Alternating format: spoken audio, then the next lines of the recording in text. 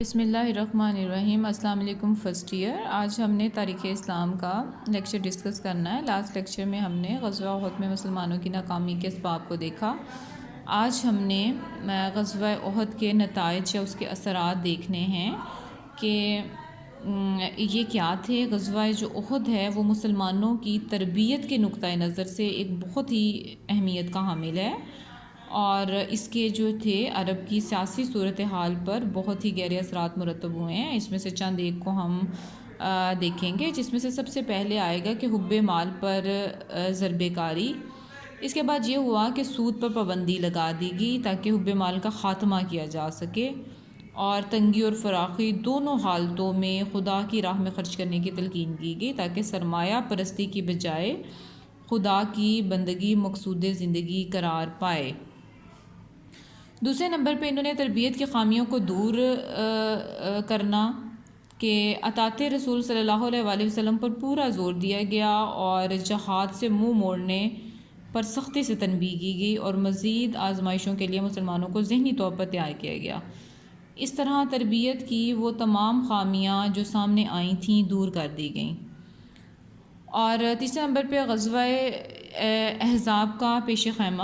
غزوہ احد میں قریش کی کامیابی کا ایک نتیجہ یہ بھی نکلا کہ ان کے جوش انتقام کی تسکین ہو گئی، اور اگلے ہی سال مدینہ پر حملہ کرنے کی بجائے انہوں نے 2-3 سال بعد مدینہ پر بھرپور حملہ کیا، اور احد کی اس کامیابی سے ان کے حوصلے بلند کر دیے تھے۔ اس لیے ان کے اس حملے کا مقصد یہ تھا کہ وہ نعوذ باللہ اسلامی ریاست کو ہمیشہ کے لیے ختم ہی کر ڈالیں گے۔ اور قبائل کے معاندانہ روش۔ قبائل عرب جو جنگ بدر میں مسلمانوں کی کامیابی کی وجہ سے وقتی طور پر اسلام دشمنی سے باز آ گئے تھے، اب اس جنگ کے بعد وہ پھر دوبارہ انہوں نے سر اٹھائے، اور انہوں نے ہر طریقے سے مسلمانوں کو نقصان پہنچانے کی کوشش کی، اور اس کے نتیجے میں جو ہے وہ یہ بھی ہوا کہ منافقین جو تھے ابھی نو مسلم ہی سمجھے جاتے تھے، اس لیے ان کے خطرناک عزائم کا حال اندازہ نہیں ہوا تھا، اور جو کہ اس جنگ میں بری طرح سے بے نقاب ہو گئے تھے منافقین بھی۔ اگرچہ جنگ کے خاتمے کے بعد انہوں نے بہت سی معافیاں مانگی، معذرتیں کیں، جن کو قبول بھی کر لیا گیا، لیکن یہ معلوم ہوتا تھا کہ یہ کون لوگ ایسے ہیں جن پر اعتماد نہیں کیا جا سکتا۔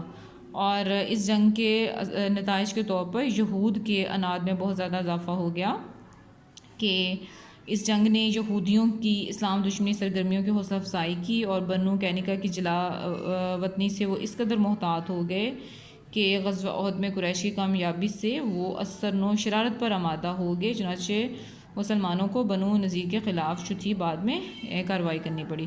تو یہ وہ چیزیں تھیں جو تمام غزوہ احد کے نتائج یا اس کے اثرات کے طور پر سامنے آئی تھیں۔